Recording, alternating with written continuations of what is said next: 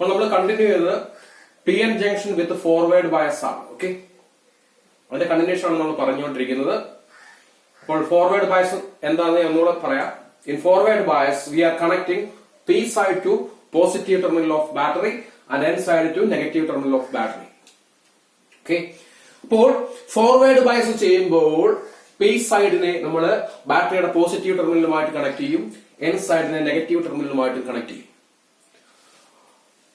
P side contains large number of holes and this holes carries positive charge. അപ്പോൾ P side large number of holes ഉണ്ട്, ഒരുപാട് holes ഉണ്ട്. ആ P side ആണ് positive പൊട്ടൻഷ്യലിലേക്ക് connect ചെയ്തിരിക്കുന്നത്. അപ്പോൾ ഈ പോസിറ്റീവ് പൊട്ടൻഷ്യൽ മൂലം പോസിറ്റീവ് ചാർജുള്ള ഹോൾസ് റിപ്പൽ ചെയ്ത് ജംഗ്ഷനിലേക്ക് മൂവ് ചെയ്യും. കാരണം ലൈക്ക് ചാർജസ് വിൽ റിപ്പൽ. അപ്പോൾ ഒരേപോലെയുള്ള ചാർജ് എന്ത് ചെയ്യും? റിപ്പൽ ചെയ്യും. കാരണം ബാറ്ററിയുടെ പോസിറ്റീവ് ടെർമിനലിലെ പോസിറ്റീവ് പൊട്ടൻഷ്യലാണ്, ഹോൾസിന് പോസിറ്റീവ് ചാർജ് ആണ്, രണ്ടും തമ്മിൽ റിപ്പൽ ചെയ്യും. This holes will move towards junction. Holes ജംഗ്ഷനിലേക്ക് മൂവ് ചെയ്യുകയും ചെയ്യും. സമാനമായ സംഭവമാണ് എൻ സൈഡിൽ നടക്കുന്നത്. This N side is connected to negative terminal of battery. ബാറ്ററിയുടെ നെഗറ്റീവ് ടെർമിനലിലേക്കാണ് എൻ സൈഡ് കണക്ട് ചെയ്തിരിക്കുന്നത്. നെഗറ്റീവ് ടെർമിനൽ നെഗറ്റീവ് പൊട്ടൻഷ്യൽ ആണ്. എൻ സൈഡിൽ ഒരുപാട് ഇലക്ട്രോൺസ് ഉണ്ട്, ആ ഇലക്ട്രോൺസിന് നെഗറ്റീവ് ചാർജ് ആണ്. അപ്പോൾ ഇലക്ട്രോൺസിന്റെ നെഗറ്റീവ് ചാർജും ഈ നെഗറ്റീവ് ടെർമിനലിന്റെ നെഗറ്റീവ് പൊട്ടൻഷ്യലും കൂടെ വരുമ്പോൾ രണ്ടും തമ്മിൽ റിപ്പൽ ചെയ്യും. Because like charges will ripple each other. അപ്പോൾ ഇലക്ട്രോണിന്റെ നെഗറ്റീവ് ചാർജും ഈ ബാറ്ററിയുടെ നെഗറ്റീവ് ടെർമിനലിന്റെ നെഗറ്റീവ് പൊട്ടൻഷ്യലും കൂടെ റിപ്പൽ ചെയ്യും. Then electrons will the electrons will repel and they will move towards junction. ആ ഇലക്ട്രോൺസ് ഈ ബാറ്ററിയുടെ നെഗറ്റീവ് പൊട്ടൻഷ്യൽ മൂലം റിപ്പൽ ചെയ്യപ്പെടുകയും ജംഗ്ഷനിലേക്ക് മൂവ് ചെയ്യുകയും ചെയ്യും. അപ്പോൾ ബാറ്ററിയിൽ നിന്ന് റിപ്പൽ ചെയ്ത് ഹോൾസ് ജംഗ്ഷനിലേക്ക് മൂവ് ചെയ്തു, അതേപോലെ ഇലക്ട്രോൺസും ജംഗ്ഷനിലേക്ക് മൂവ് ചെയ്തു. ബാറ്ററിയിൽ നിന്ന് റിപ്പൽ ചെയ്ത് ഹോൾസ് ജംഗ്ഷനിലേക്ക് മൂവ് ചെയ്തു, ഇലക്ട്രോൺസും ജംഗ്ഷനിലേക്ക് മൂവ് ചെയ്തു. ഓക്കെ, ഈ ബാറ്ററിയിൽ നിന്ന് അക്വയർ ചെയ്ത എനർജി മൂലം okay some of holes and electron will penetrate into depletion region. ബാറ്ററിയിൽ നിന്ന് അക്വയർ ചെയ്ത എനർജി കൊണ്ട് ഈ ജംഗ്ഷനിലേക്ക് മൂവ് ചെയ്യുന്ന ഹോൾസ്, കുറച്ച് ഹോൾസും കുറച്ച് ഇലക്ട്രോണും ഈ സെന്ററിലുള്ള ഡിപ്ലീഷൻ റീജിയൻ എന്തോ ചെയ്യും? പെനട്രേറ്റ് ചെയ്യും. ഡിപ്ലീഷൻ റീജിയൻ പെനട്രേറ്റ് ചെയ്യും. അങ്ങനെ ഡിപ്ലീഷൻ ലെയർ പെനട്രേറ്റ് ചെയ്ത് ഓപ്പോസിറ്റ് സൈഡിലേക്ക് പോകാൻ ശ്രമിക്കും. ഇതാണ് ഡിപ്ലീഷൻ ലെയർ എന്ന് പറയുന്നത്. ഇതാണ് സ്പേസ് ചാർജ് റീജിയൻ എന്ന് പറയുന്നത്. ഡിപ്ലീഷൻ റീജിയന്റെ വേറൊരു പേരാണ് സ്പേസ് ചാർജ് റീജിയൻ. ഈ റീജിയൻ ആണ് ഇലക്ട്രോൺസിനെയും ഹോൾസിനെയും മറു സൈഡിലേക്ക് പോകാതെ തടഞ്ഞു നിർത്തുന്നത്. പി സൈഡിൽ നിന്ന് ഹോൾസിനെ എൻ സൈഡിലേക്ക് പോകാതെയും എൻ സൈഡിൽ നിന്ന് ഇലക്ട്രോണിനെ പി സൈഡിലേക്ക് പോകാതെയും തടഞ്ഞു നിർത്തുന്നത് ആരാണ്? ഡിപ്ലീഷൻ റീജിയൻ ആണ്. But from the acquired energy from battery some of these holes and electrons will penetrate through this depletion region. ഇപ്പോൾ ഈ ബാറ്ററി കണക്ട് ചെയ്തപ്പോൾ ബാറ്ററിയിൽ നിന്ന് കിട്ടിയ എനർജി മൂലം കുറച്ച് ഹോൾസും കുറച്ച് ഇലക്ട്രോൺസും ഡിപ്ലീഷൻ റീജിയനെ തുളച്ച് അല്ലെങ്കിൽ പെനട്രേറ്റ് ചെയ്ത് മറു സൈഡിലേക്ക് പോകും. ഓക്കെ, ഹോൾസ് എൻ സൈഡിലേക്കും ഇലക്ട്രോൺസ് പി സൈഡിലേക്കും പോകും. നമുക്കറിയാം, ഒരു ഡാം വെള്ളത്തെ തടഞ്ഞു നിർത്തും. ഡാമിന് ലീക്കേജ് വന്നു കഴിഞ്ഞാൽ വെള്ളം കുറേശ്ശെയായിട്ട് മറു സൈഡിലേക്ക് പോകും. അപ്പോൾ ഡാമിന്റെ റെസിസ്റ്റൻസ് പവർ എന്തോ ചെയ്യും? കുറയും. കുറച്ചു കഴിയുമ്പോഴത്തേക്ക് ആ ലീക്ക് വന്ന ഭാഗം തോയും വലുതായി വലുതായി വരും. കൂടുതൽ വെള്ളം കുത്തിയൊലിച്ച് മറുകരയിലേക്ക് മറു സൈഡിലേക്ക് പോകും. അവസാനം ഡാം കൊളാപ്സ് ചെയ്യും. ഓക്കെ, ഡാമിന്റെ പ്രതിരോധം റെസിസ്റ്റൻസ് ഇല്ലാതാകും. സീറോ റെസിസ്റ്റൻസ് ആയി മാറും ഡാമിനെ. വെള്ളം പൂർണ്ണമായിട്ടും കുത്തിയൊലിച്ച് മറു സൈഡിലേക്ക് പോകും. ഓക്കെ, അതുപോലെയാണ് ഇവിടെയും സംഭവിക്കുന്നത്. കുറച്ച് ഹോൾസും കുറച്ച് ഇലക്ട്രോണും പെനട്രേറ്റ് ചെയ്ത് ഓപ്പോസിറ്റ് സൈഡിലേക്ക് പോകും. It will reduce potential barrier. Okay, അപ്പോൾ കുറച്ച് ഹോൾസും കുറച്ച് ഇലക്ട്രോണും ഈ ഡിപ്ലീഷൻ റീജിയനെ പെനട്രേറ്റ് ചെയ്ത് ഓപ്പോസിറ്റ് സൈഡിലേക്ക് പോകും. അത് പൊട്ടൻഷ്യൽ ബാരിയർ കുറയ്ക്കും. ഈ ബാരിയറിന്റെ പൊട്ടൻഷ്യൽ കുറയ്ക്കും, അതിന്റെ പവർ കുറയ്ക്കും, അതിന്റെ തടയാനുള്ള ശേഷിയെ കുറയ്ക്കും, അതിന്റെ വിഡ്ത്ത് കുറയ്ക്കും. Okay, then majority carriers will drift across junction. അതായത് മെജോറിറ്റി കാരിയേഴ്സ് എന്ന് പറയുന്നത് ഇലക്ട്രോൺസ് ഹോൾസുമാണ്. they will drift across the junction.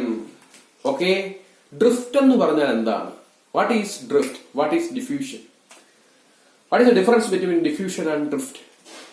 Diffusion എന്താന്ന് പറഞ്ഞാൽ it is the movement of majority carriers from a region of high concentration to a region of low concentration. ഇലക്ട്രോൺസും ഹോൾസും high concentration ഉള്ള റീജിയനിൽ നിന്ന് ലോ കോൺസെൻട്രേഷൻ ഉള്ള റീജിയനിലേക്ക് move ചെയ്തതിനാണ് diffusion എന്ന് പറയുന്നത്. ഇനി ഡ്രിഫ്റ്റ് എന്ന് പറയുന്നത് movement of electrons and holes under the influence of an electric field. ഒരു ഇലക്ട്രിക് ഫീൽഡിന്റെ സ്വാധീനത്താൽ ഇലക്ട്രോൺസും ഹോൾസും മൂവ് ചെയ്യുന്നതിനെയാണ് ഡ്രിഫ്റ്റ് എന്ന് പറയുന്നത്.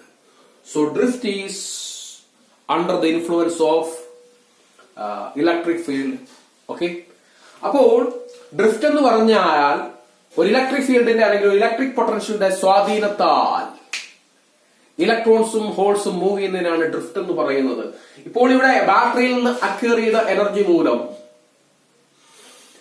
ജംഗ്ഷനിലേക്ക് മൂവ് ചെയ്യുന്ന ഇലക്ട്രോൺസും ഹോൾസും ഈ ഡിപ്ലീഷൻ റീജിയനെ പെനട്രേറ്റ് ചെയ്ത് തുളച്ച് മറു സൈഡിലേക്ക് പോകും. Okay, they will drift across the junction. അപ്പോൾ കുറച്ച് ഹോൾസും കുറച്ച് ഇലക്ട്രോൺസും ഈ ഡിപ്ലീഷൻ റീജിയനെ പെനട്രേറ്റ് ചെയ്ത് ഓപ്പോസിറ്റ് സൈഡിലേക്ക് പോകും. ഇലക്ട്രോൺസ് ഡിപ്ലീഷൻ റീജിയനെ പെനട്രേറ്റ് ചെയ്ത് പി സൈഡിലേക്കും ഹോൾസ് ഡിപ്ലീഷൻ റീജിയനെ പെനട്രേറ്റ് ചെയ്ത് എൻ സൈഡിലേക്കും മൂവ് ചെയ്യും. അപ്പോൾ ഈ ഡിപ്ലീഷൻ റീജിയന്റെ ബാരിയർ പൊട്ടൻഷ്യൽ റെഡ്യൂസ് ചെയ്യും. ഓക്കെ, ഞാൻ നേരത്തെ പറഞ്ഞു കുറച്ച് വെള്ളം ലീക്ക് ചെയ്ത് മറുസൈഡിലേക്ക് പോയി കഴിഞ്ഞാൽ കുറച്ച് കഴിയുമ്പോൾ കൂടുതൽ വെള്ളം പോകും, അവസാനം ഡാംസ് കൊളാപ്സ് ആയി പോകും, ഡാം കൊളാപ്സ് ആയി പോകും, ഡാമിൽ എലിമിനേറ്റ് ചെയ്യപ്പെടും. അതേപോലെ കുറച്ച് കഴിയുമ്പോൾ ഈ ബാരിയർ പൊട്ടൻഷ്യലും എലിമിനേറ്റ് ചെയ്യപ്പെടും. അങ്ങനെ വരുമ്പോൾ ഇലക്ട്രോൺസിനും ഹോൾസിനും ഫ്രീ ആയിട്ട് ഓപ്പോസിറ്റ് സൈഡിലേക്ക് മൂവ് ചെയ്യാൻ പറ്റും. അത് എപ്പോഴാണ് സംഭവിക്കുന്നത്?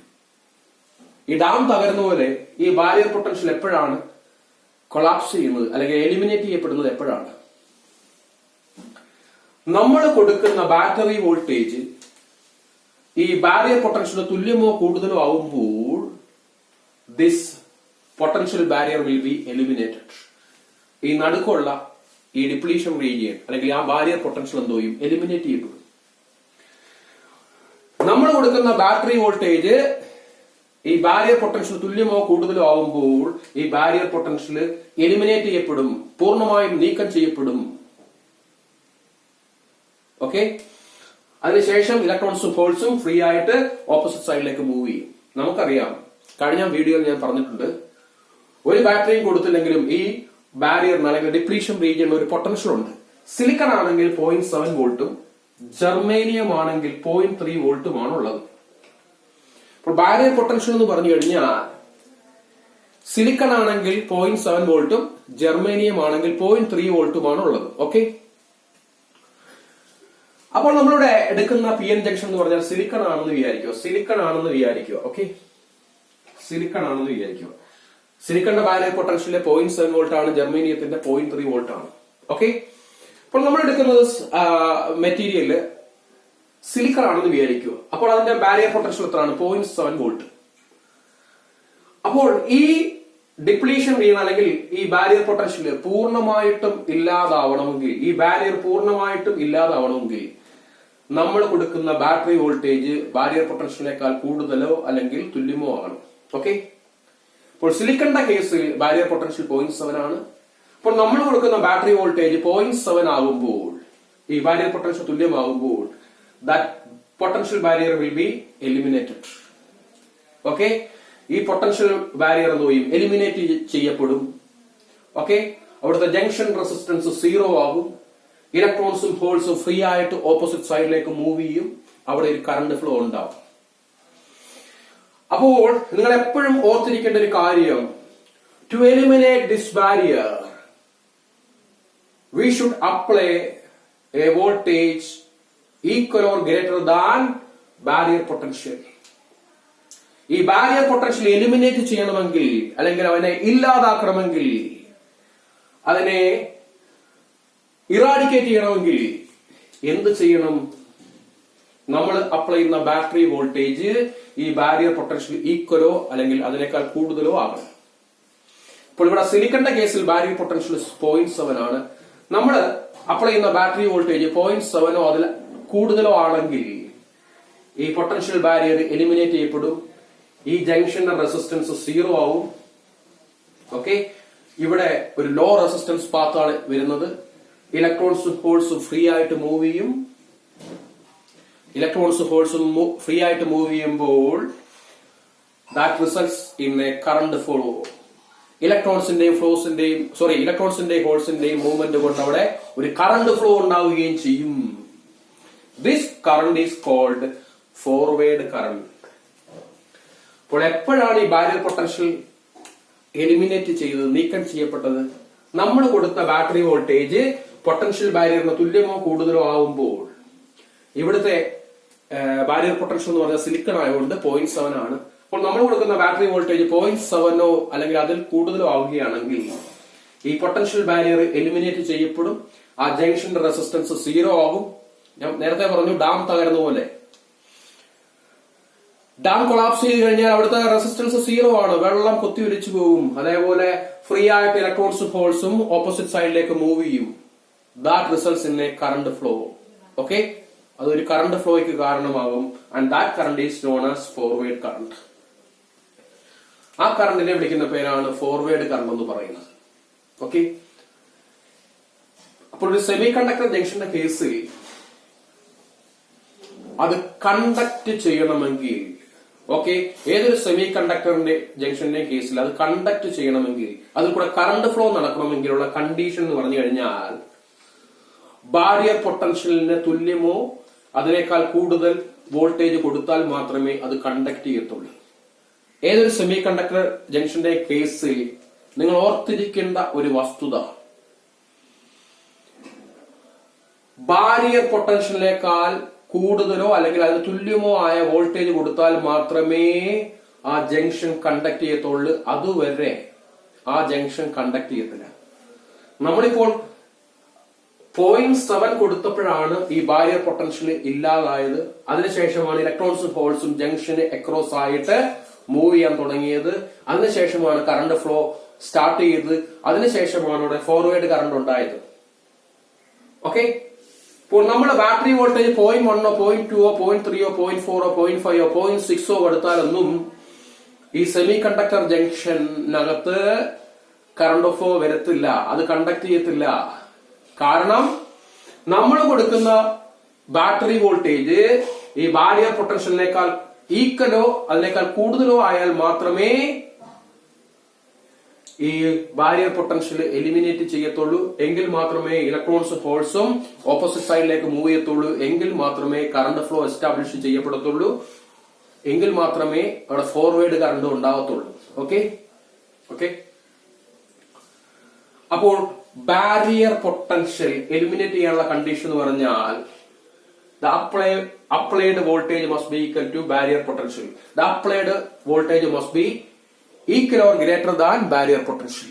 നമ്മൾ അപ്ലൈ ചെയ്യുന്ന ബാറ്ററി വോൾട്ടേജ് ബാരിയർ പൊട്ടൻഷ്യൽ തുല്യമോ കൂടുതലോ ആയാൽ മാത്രമേ ഈ ബാരിയർ പൊട്ടൻഷ്യൽ എലിമിനേറ്റ് ചെയ്യത്തുള്ളൂ. എങ്കിൽ മാത്രമേ ഇലക്ട്രോൺസും ഹോൾസും ഫ്രീ ആയിട്ട് മൂവ് ചെയ്യത്തുള്ളൂ. എങ്കിൽ മാത്രമേ PN ജംഗ്ഷൻ കണ്ടക്ട് ചെയ്യത്തുള്ളൂ. എങ്കിൽ മാത്രമേ കറണ്ട് ഫ്ലോ ഉണ്ടാവത്തുള്ളൂ. That current is known as forward current.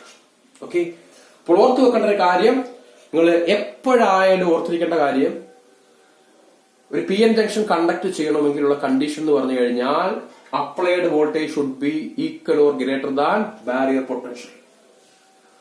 നമ്മൾ ബാറ്ററി വോൾട്ടേജ് 0.1 0.2 0.3 0.5 ഒന്നും കൊടുത്താൽ PN ജംഗ്ഷൻ കണ്ടക്ട് ചെയ്യത്തില്ല, കറണ്ട് ഫ്ലോ ഉണ്ടാവത്തില്ല. ബാരിയർ പൊട്ടൻഷ്യൽ തുല്യമോ അല്ലെങ്കിൽ അതിനേക്കാൾ കൂടുതൽ വോൾട്ടേജ് കൊടുത്താൽ മാത്രമേ PN ജംഗ്ഷനിൽ കറണ്ട് ഫ്ലോ ഉണ്ടാവത്തുള്ളൂ, അത് കണ്ടക്ട് ചെയ്യത്തുള്ളൂ. ഓക്കെ, അപ്പോൾ this flow of current is known as forward current. ഇതാണ് ഫോർവേഡ് ബയസ് എന്ന് പറയുന്നത്. ഓക്കെ, ജസ്റ്റ് ഒന്ന് ബ്രീഫ് ചെയ്തേക്കാം. ഫോർവേഡ് ബയസ് എന്ന് പറഞ്ഞു കഴിഞ്ഞാൽ P side is connected to positive terminal, N side is connected to negative terminal. Positive potential മൂലം holes will repel and it move towards junction. Positive പൊട്ടൻഷ്യലിൽ നിന്ന് റിപ്പൽ ചെയ്ത് holes എന്ത് ചെയ്യും, ജംഗ്ഷനിലേക്ക് മൂവ് ചെയ്യും. ഓക്കെ, ഈ നെഗറ്റീവ് പൊട്ടൻഷ്യലിൽ നിന്ന് റിപ്പൽ ചെയ്ത് ഇലക്ട്രോൺസും ജംഗ്ഷനിലേക്ക് മൂവ് ചെയ്യും.